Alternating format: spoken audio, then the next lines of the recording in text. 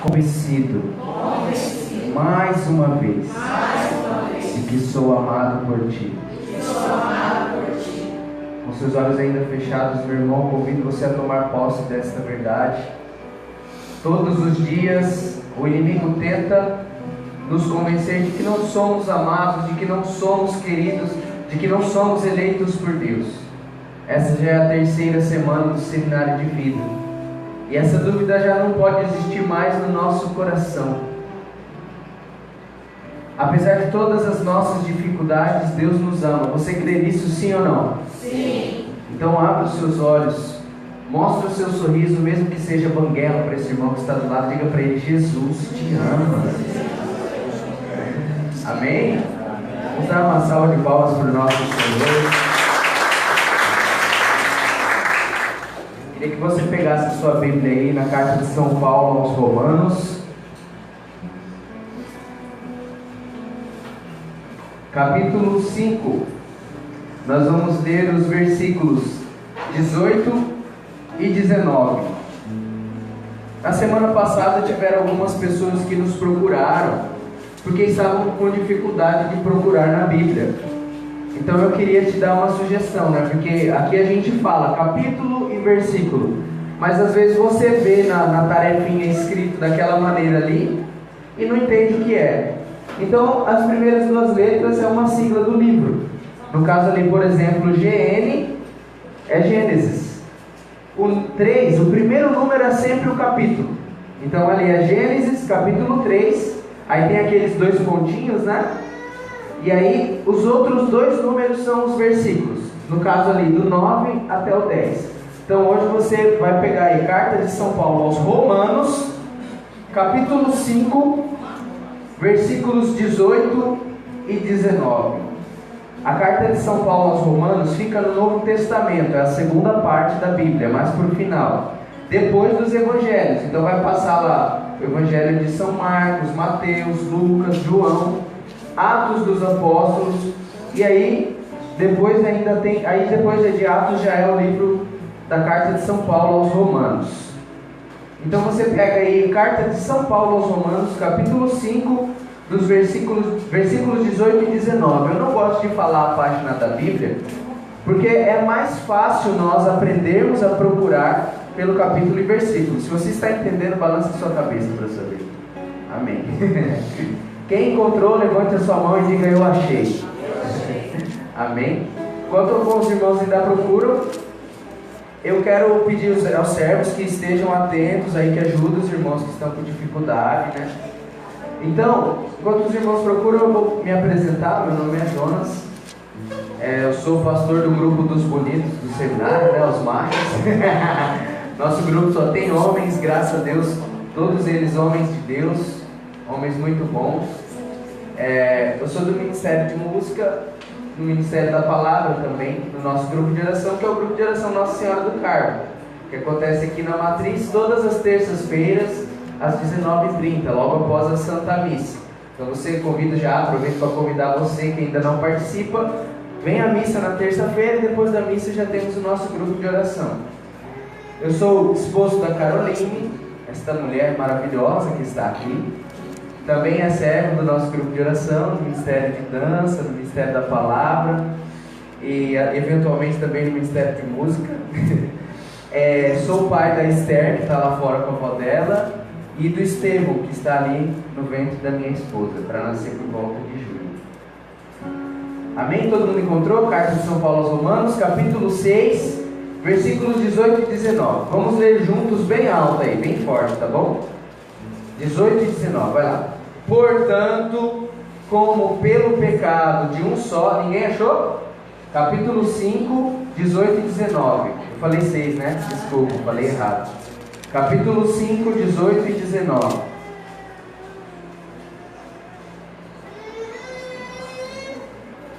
Morte em Adão e vida em Cristo. É assim que está aqui na minha Bíblia.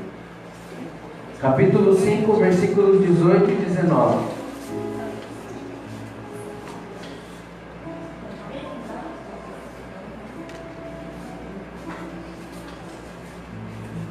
Com a graça de Deus, até o final do seminário você já vai estar craque, vai achar tudo de primeira, amém?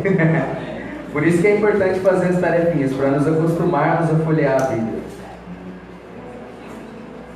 Todo mundo achou aí? Versículo 18, portanto, vamos lá? Juntos. Portanto, como pelo pecado de um só a condenação se estendeu a todos os homens, assim, por um único ato de justiça, recebem todos os homens a justificação que dá a vida. Assim como pela desobediência de um só homem foram todos constituídos pecadores, assim, pela obediência de um só, todos se tornarão justos. Palavras do Senhor. Dá um beijo na sua Bíblia, aplaude a palavra de Deus para nós aí. Nesta manhã. Olha só o que a palavra de Deus nos diz nesta manhã, aí nos versículos 18 e 19. Aquilo que nós ouvimos na semana passada, o tema foi o pecado. Tema que eu sei que todo mundo aqui entende bem, né? Todo mundo está especialista nesse tema do pecado. Não é por causa de ser pecador não, é que foi o tema, né, dessa semana. O pecado fez o que conosco? Nos afastou de Deus. Nós ouvimos na semana passada, lá no Gênesis capítulo 3, o homem recebeu uma ordem de Deus: você pode comer de todos os frutos, menos daquela árvore do meio. O que é que o homem fez? Foi lá e comeu daquela árvore. Desobedeceu a Deus, influenciado pelo demônio. A desobediência do homem o afastou de Deus, ao ponto de Deus ter que procurá-lo e perguntar. Vamos ler juntos o que está escrito ali naquele cartaz: onde estás? E ele respondeu: ouvi o barulho dos vossos passos no jardim, tive medo, porque estou nu e ocultei. O pecado fez isso conosco. O pecado nos faz ter vergonha de Deus, nos faz nos afastar de Deus. E nós partilhávamos sobre isso na semana passada. O pecado nos faz até mesmo não querer estar com Deus, porque dizemos nós não somos dignos. E daquele momento em diante, o homem que nasceu para a eternidade, que nasceu para a vida eterna, conheceu a morte. É o que diz a palavra de Deus para nós, aqui nessa passagem que nós acabamos de ler. Portanto, como pelo pecado de um só, a condenação se estendeu a todos os homens, por um único ato de justiça recebem todos os homens a justificação que dá a vida. Pelo pecado de Adão, toda a humanidade foi constituída pecadora. É o que nós chamamos de um pecado original. Quem já ouviu falar do pecado original, levanta sua mão. O pecado original é o pecado de Adão e Eva. É o pecado que todos nós herdamos logo que nascemos. E é por isso que precisamos ser batizados. O batismo, o sacramento do batismo que todos nós passamos, a maioria de nós passamos na infância, nos liberta deste pecado original. Então, se você for batizado, quem é batizado, levanta a mão. Você já está livre do pecado original. Aplauda o Senhor Jesus pela sua igreja, que sinal batismo. Mas nós sabemos que quando vamos crescendo, vamos tendo contato com o pecado. E o salário do pecado, diz a palavra de Deus, é a morte. Quando o homem pecou, ele foi expulso do paraíso, ele foi expulso da eternidade e passou a conhecer a morte. E muito pior do que a morte física, a morte do corpo, o pecado nos leva a uma morte eterna, porque a nossa alma é eterna. E se nós nos afastamos de Deus, e no momento em que morremos fisicamente, estamos afastados de Deus, não tem mais como voltar. Nós ficaremos afastados de Deus eternamente. E antes de Jesus Cristo chegar, toda a humanidade estava com acesso restrito ao céu. Não tinha acesso ao céu. Pergunta para quem está do seu lado: você sabia disso? Repita comigo: antes de Jesus, a humanidade não tinha acesso ao céu. Por que a humanidade não tinha acesso ao céu? Porque estava com o jugo do pecado. Porque o pecado reinava sobre a humanidade a partir de Adão e Eva. E é isso que, se você for ler todo o Antigo Testamento, é isso que nós vemos. Deus, com seu amor grandioso, que nós meditamos na primeira semana, busca o homem incessantemente apesar do seu pecado. Adão e Eva saem do paraíso. Os filhos de Adão e Eva, herdeiros do pecado original, Caim e Abel, você conhece a história. Caim vai e assassina Abel por inveja. E o que nós lemos em todo o Antigo Testamento é uma sequência de crueldades e de maldades que o homem vai cometendo por causa do quê? Do pecado original. O homem vai pegando e pegando com a herança do pecado original sobre suas costas e não consegue acessar o céu, não consegue acessar a graça da plenitude da comunhão com Deus. Mesmo Deus mandando cartas de amor, que são as profecias. Deus manda homens, profetas, os patriarcas. Deus levanta Abraão, Deus levanta Noé, manda Noé construir a arca para salvar aquela família, porque todo o resto da humanidade estava no pecado. E o que acontece depois de Noé? O homem volta a pecar, e o povo de Deus é escravizado, o povo de Deus é levado para o Egito. E o que acontece? Deus levanta Moisés para livrar o povo do pecado, e liberta o povo e faz grandes prodígios, abre o mar vermelho, o povo atravessa o mar vermelho. E o que acontece quando o povo está no deserto? Faz um bezerro de ouro para adorar no lugar de Deus. O homem em todo o Antigo Testamento não consegue acessar o céu, não consegue acessar o céu porque está sob o jugo do pecado original. E você vai vendo ao longo de todo o Antigo Testamento os profetas Isaías, Jeremias com um apelo: convertei-vos, voltai-vos para Deus, abandonem o pecado, voltemos para Deus, para sermos salvos, para implorar misericórdia. Mas o povo de Deus continua fazendo o quê? O pecado. Olha para o irmão que está do seu lado e fala assim para ele: tudo isso aconteceu antes de Jesus. Meus irmãos, não é à toa que a história é dividida em duas partes: antes de Cristo e depois de Cristo. Fala para quem está do seu lado com um sorriso aí: depois de Cristo é outra história, meu irmão. Então veja bem, nós, humanos, como raça, herdamos uma dívida por causa do pecado original. Uma dívida da qual nós não podemos fugir. Talvez você possa dizer assim: mas Jonas, essa história de pecado original não entra muito na minha cabeça, porque Deus é justo, e não é justo condenar os filhos pelos pecados dos pais, pensando que somos todos filhos de Adão e Eva, né, herdeiros. Não é justo condenar os filhos pelos pecados dos pais. Mas agora eu quero perguntar para você, sinceramente, da sua natureza: quando você está numa situação da tentação, a vontade que você tem é de ser fiel a Deus ou de pecar? A vontade maior. A vontade maior é de pecar. O pecado é mais atraente para nós. E você nunca parou para pensar talvez o porquê disso?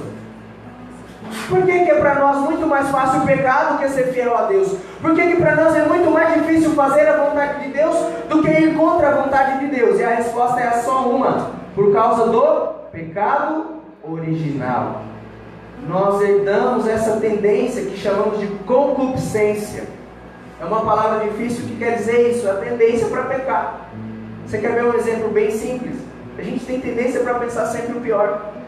Quando a gente escuta uma freada na rua, você já não sai lá na rua para ver quem que bateu? Às vezes nem bateu, mas você já pensa o pior. Essa tendência de pensar o pior, de querer o pior, de desejar as coisas erradas, a consequência do pecado original e que nos leva à morte. Então o homem herdeiro desta dívida, a humanidade herdeira desta dívida, que é paga com a morte, o salário do pecado é a morte, não podia se libertar do pecado. Deus mandava os profetas, Deus mandava homens de Deus, sacerdotes, juízes, Davi, Moisés, Abraão, Isaías, Jeremias, todos eles enviados de Deus para levar o povo à salvação, e o povo nunca se convertia, nunca conseguia se libertar do jugo do pecado. E Deus não poderia simplesmente pagar Ele mesmo a dívida, sendo Deus, porque quem contraiu a dívida não foi Deus, fomos nós, concorda comigo? Então o que é que Deus fez? A humanidade tem uma dívida, e eu sou Deus. Para pagar a dívida da humanidade, eu, que sou Deus, vou me tornar também um homem. Então eu poderei pagar a dívida da humanidade. Você está entendendo a lógica?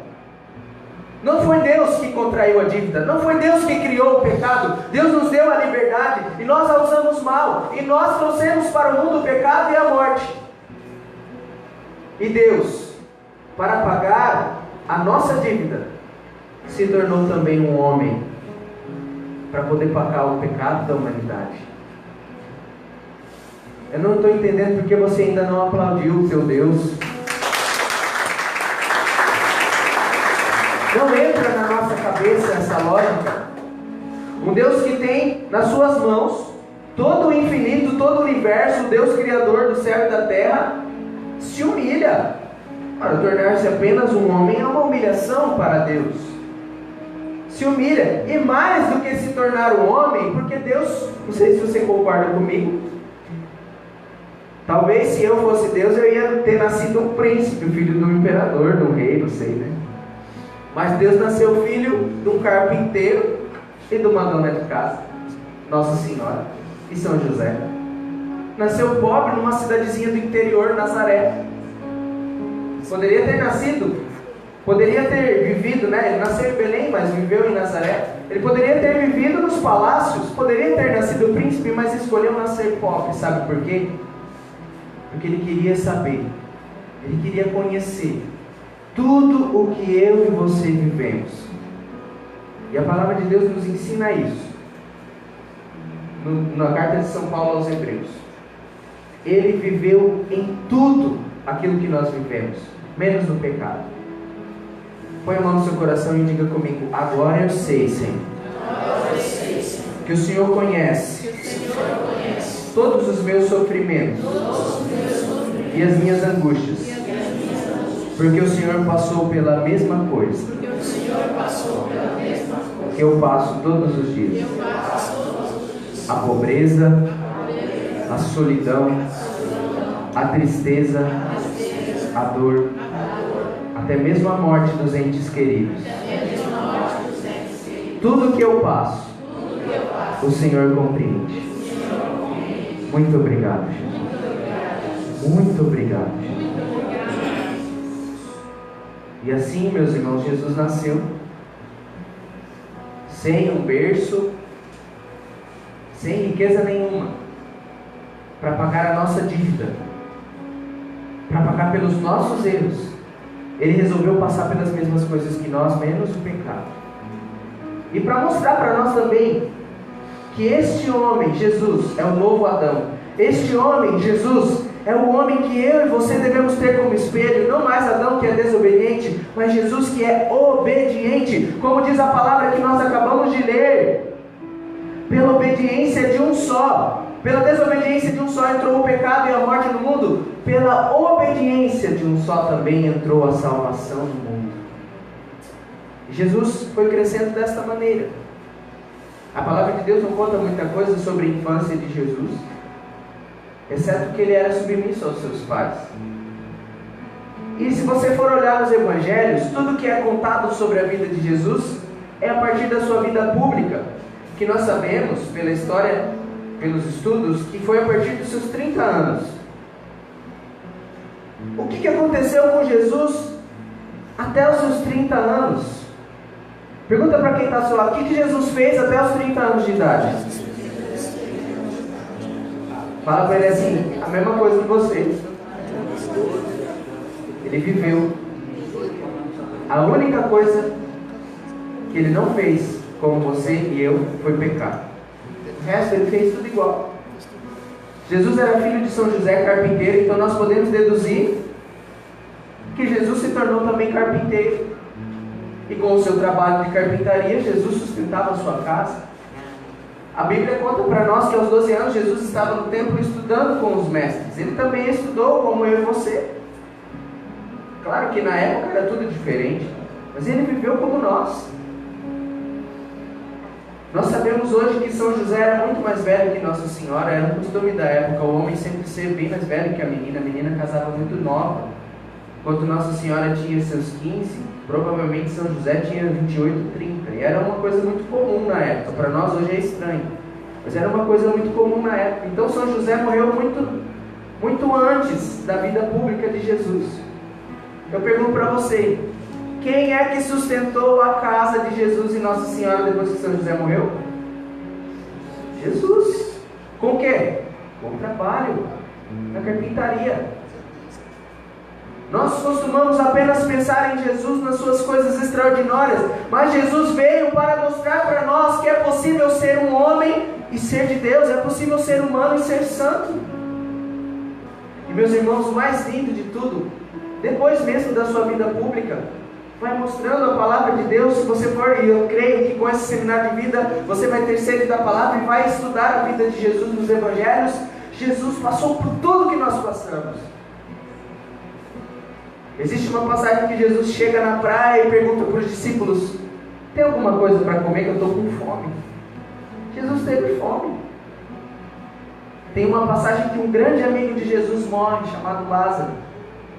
Era um dos melhores amigos de Jesus. Quando contam para Jesus que Lázaro morreu, sabe o que Jesus faz? Jesus chora.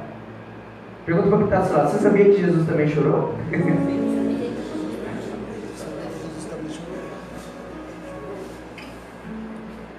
E tem uma passagem que eu quero que você pegue comigo aí também, lá na carta, no Evangelho de São Mateus. Você está nos Romanos aí, vai voltando para trás, aos pouquinhos, você vai chegar lá no Evangelho de São Mateus. Pega aí o capítulo 26, versículo 36. Evangelho de São Mateus, capítulo 26, versículo 36.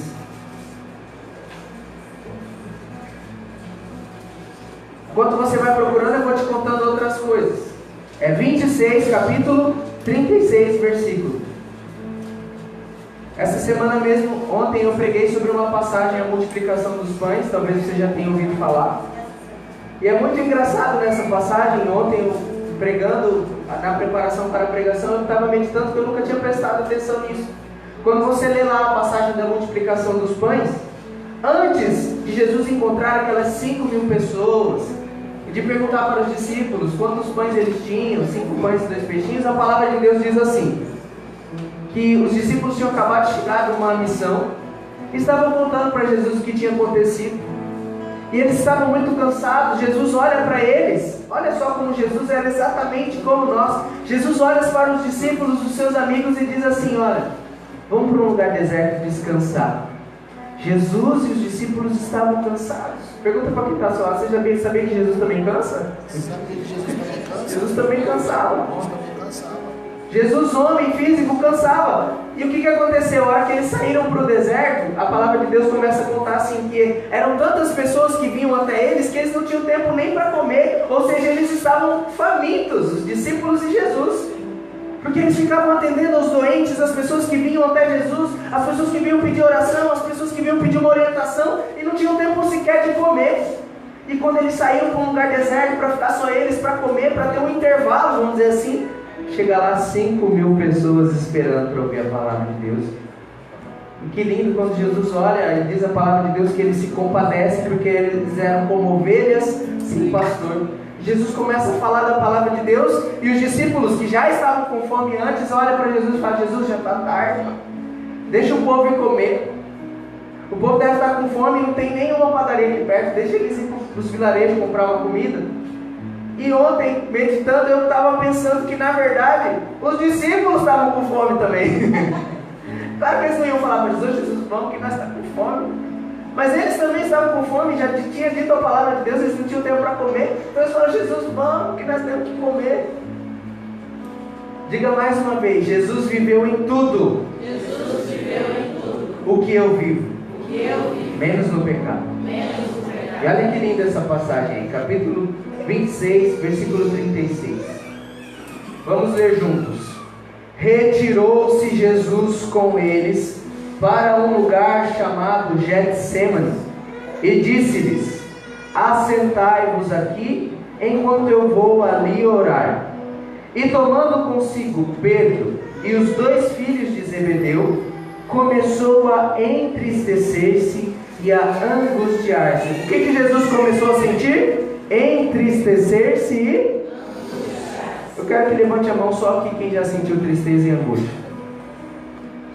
Se tem alguém com a mão levantada do seu lado e fala para ele, Jesus também já sentiu.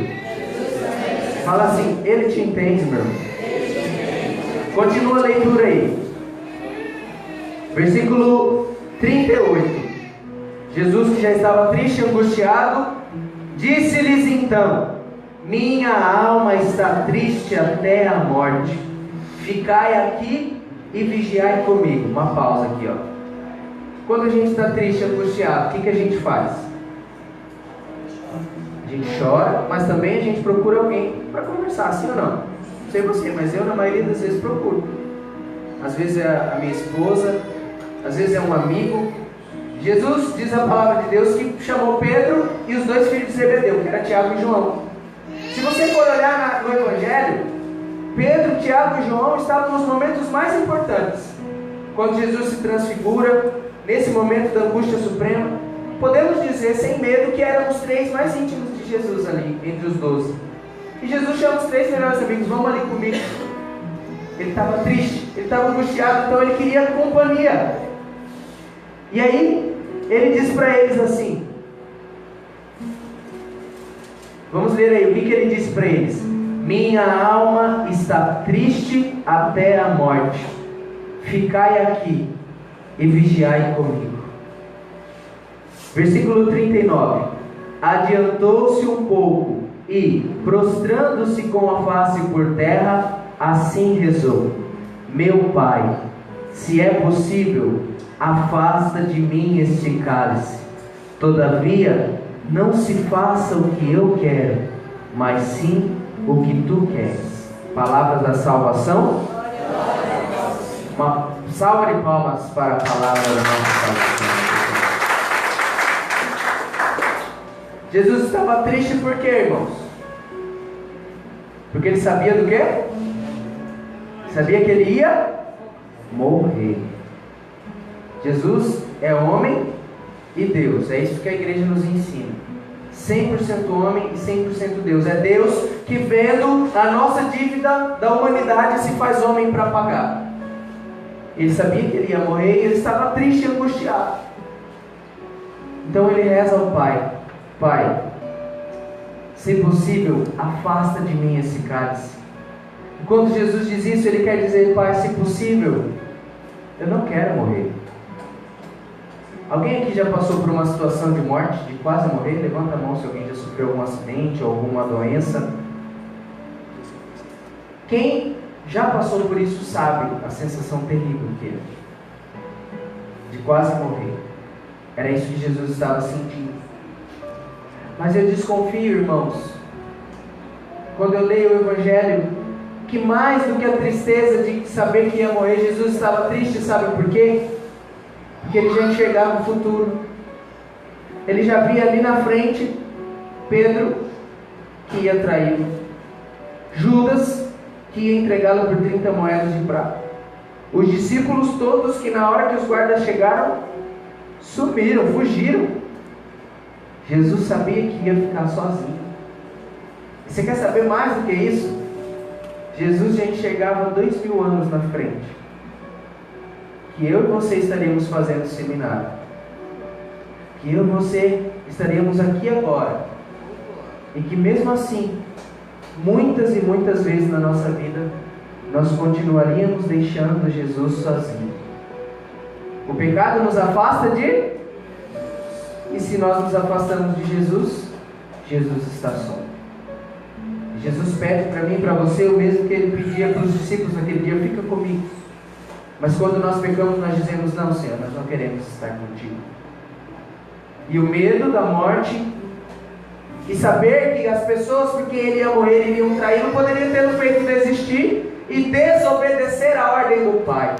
Mas olha que linda a oração de Jesus: meu Pai, se é possível, afasta de mim esse cálice, eu não quero morrer. Todavia, não se faça o que eu quero, mas sim o que tu queres. E aí nós sabemos o resto da história, não é, meus irmãos? Jesus é preso, Jesus é condenado, Jesus carrega a sua cruz, Jesus é crucificado e Jesus morre. Ele paga o preço que eu e você tínhamos que pagar pelo pecado. Cada erro que eu e você cometemos é uma chibatada, é um passo de Jesus com a cruz nas costas. Cada pecado que eu e você cometemos é um prego que é fincado nas mãos, nos pés de Jesus. É uma coroa de espinhos que é colocada sobre a sua cabeça. Tudo que ele sofreu era para eu e você termos sofrido. Mas quando Jesus morre no meu e no seu lugar, eu e você estamos salvos da morte eterna. Aplaude teu Deus por isso.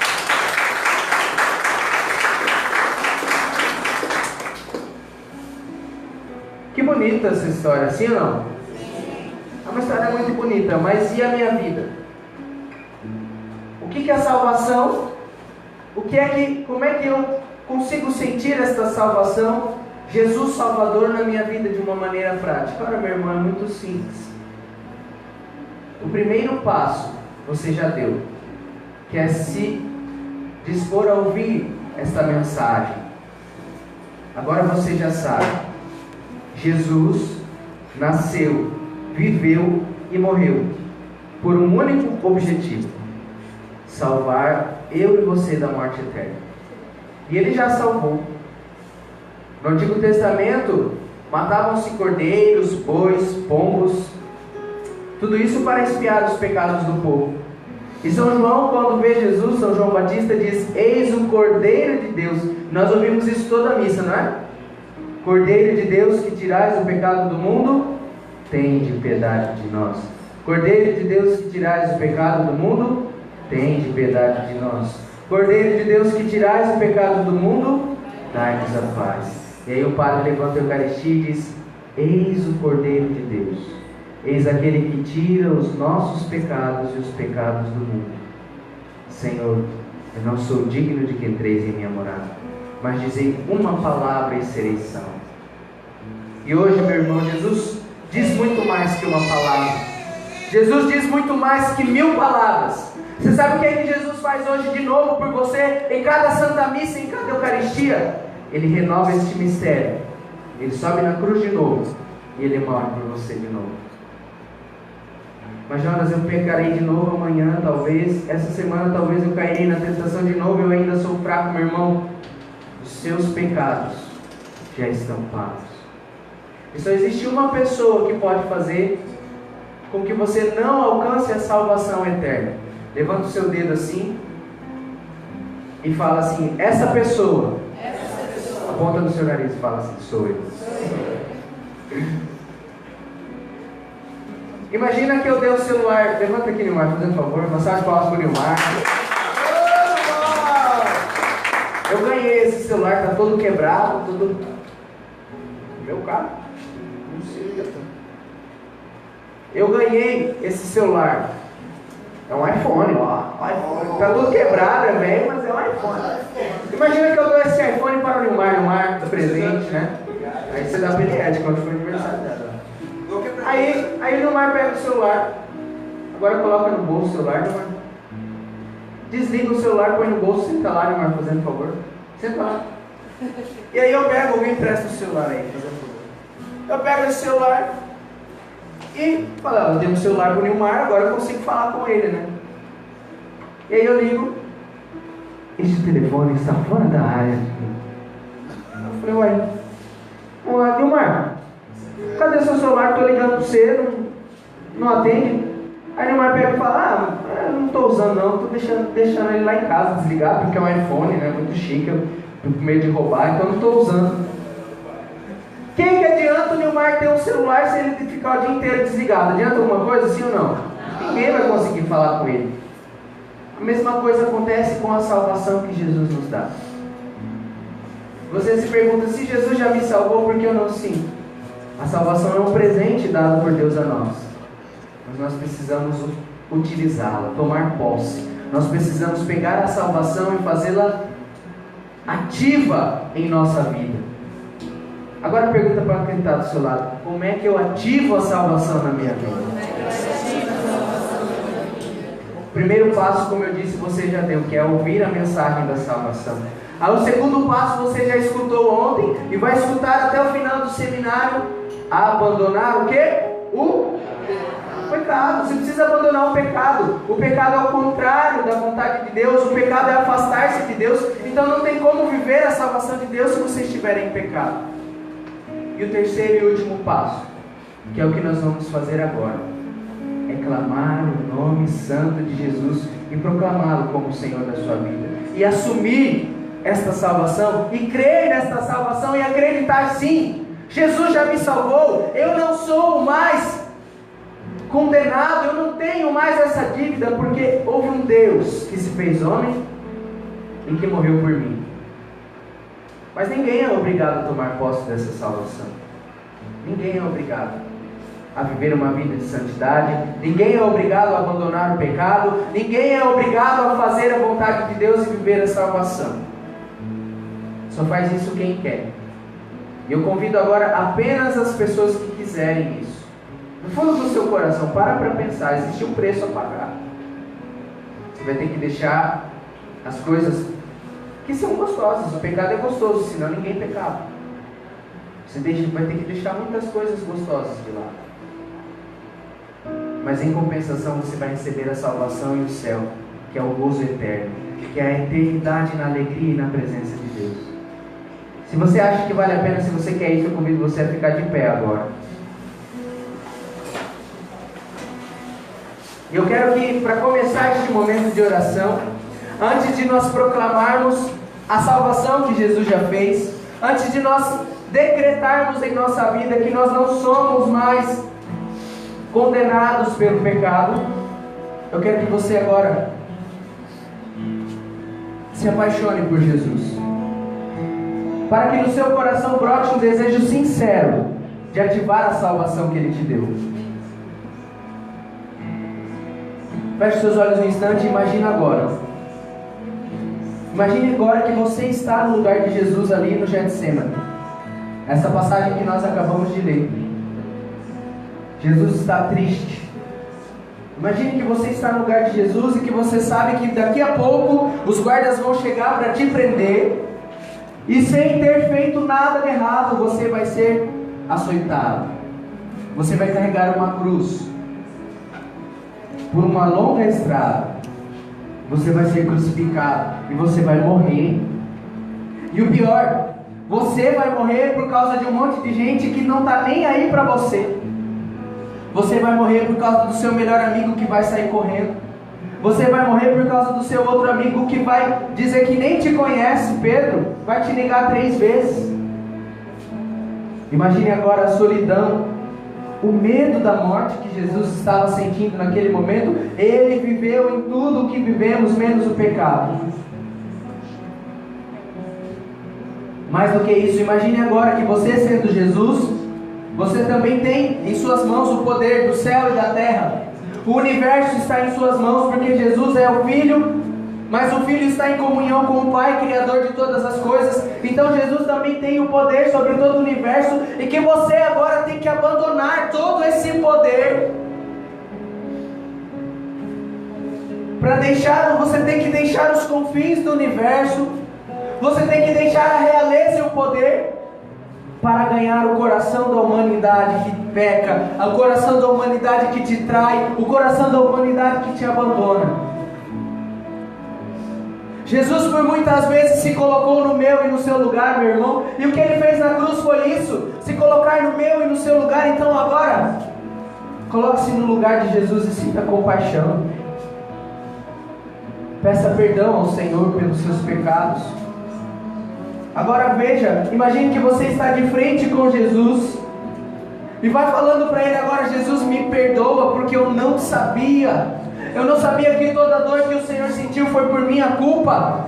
Eu não sabia que a dor que o Senhor sentiu foi para me salvar. Eu não quero mais causar a dor no teu coração, mas eu quero viver a tua salvação, Jesus. Eu quero ativar esta salvação, eu não quero mais deixá-la guardada no meu bolso como um celular desligado. Não, Senhor, eu quero acreditar que o pecado não reina mais na minha vida. Eu quero abandonar todos os meus vícios, eu quero abandonar a minha vida velha e quero viver uma vida nova na tua presença, uma vida de amor, uma vida de paz, uma vida de santidade, uma vida de perdão aos irmãos, uma vida de comunhão com todas as pessoas.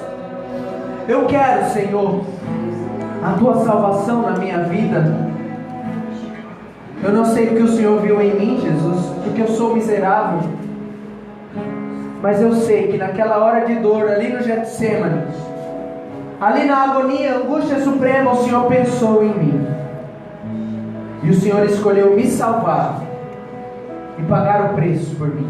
Obrigado, Jesus. Agradeça, meu irmão. Fala as suas palavras. Obrigado, Jesus. Obrigado por ter morrido por mim. Obrigado por ter sofrido o que era para eu ter sofrido. Obrigado por ter me livrado deste sofrimento. Eu não aguentaria, Jesus. Eu não resistiria. Talvez se fosse eu no seu lugar eu teria fugido. Mas o Senhor não fugiu, porque o Senhor me ama, porque o Senhor me salvou. Com as suas chagas eu fui curado, com as suas chagas eu fui liberto. Obrigado, Jesus. Obrigado, Senhor Jesus. Obrigado, Senhor Jesus. Eu convido você a escutar essa canção agora e rezar com ela, ainda com seus olhos fechados. Eu quero que você vá imaginando, enquanto você escuta essa canção, o caminho do Calvário, Jesus carregando a cruz por você. Vai imaginando agora Jesus realizando a tua salvação. Vai imaginando agora Jesus amarrado na coluna e sendo açoitado. Vai imaginando agora o sangue de Jesus escorrendo pelas mãos, descendo pelo braço, escorrendo naquele madeiro por você. Vai imaginando Jesus sendo humilhado pelos guardas com uma coroa de espinhos que perfurava a sua cabeça e sangrava e escorria sobre os seus olhos por você. Vai imaginando Jesus que ficou desfigurado por você, fazendo aquilo no seu lugar para pagar a dívida da humanidade. Deus que se fez homem. Vai imaginando isso enquanto você escuta essa canção.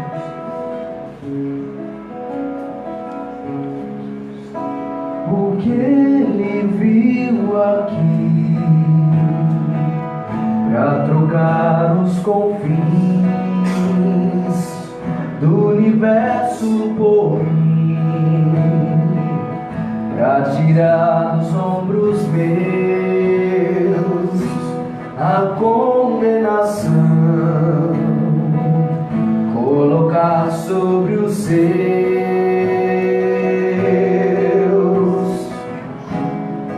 Ele me deu salvação.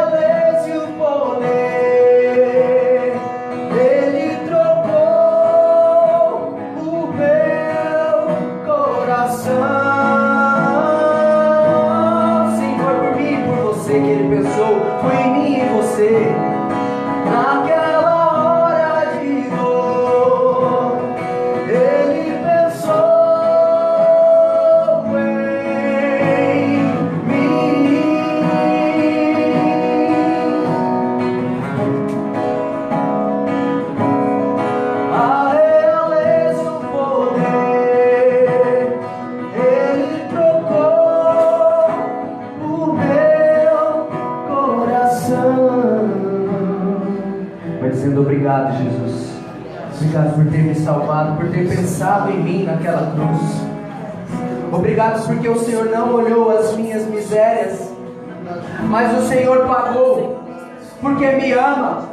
O Senhor me amou naquele momento. O Senhor me deu a salvação. O Senhor tirou dos meus ombros a condenação e colocou sobre os seus. O Senhor tirou a cruz das minhas costas e colocou sobre as suas. O Senhor foi crucificado em meu lugar. Obrigado, Senhor. Obrigado, Senhor. Convido você a rezar com essa canção junto comigo agora. Cante isso.